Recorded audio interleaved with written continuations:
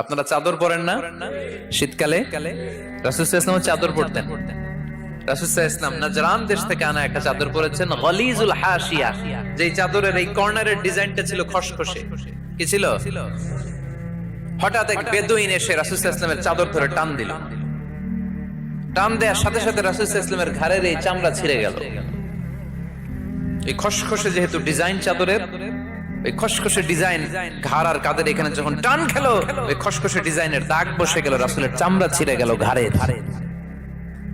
সে টান দিয়ে বলে, ইয়া মুহাম্মদ মুরলি মিন মালিল্লাহ। আসছে ভিক্ষা করতে। মূলত ভিক্ষা চাওয়ার ডিজাইন দেখছেন? যার কাছে ভিক্ষা চাবে চাদর ধরে টান। এসে বলে, বেদুইন তো, এদের মধ্যে সভ্যতা ছিল না। ইয়া মুহাম্মদ, ও মুহাম্মদ মুরলি মিন মালিল্লাহ, ও মুহাম্মদ আমার খাওয়ার মতো টাকা নাই, তুমি আদেশ করো বাইতুল মাল থেকে যেন আমারে কিছু টাকা দেয়।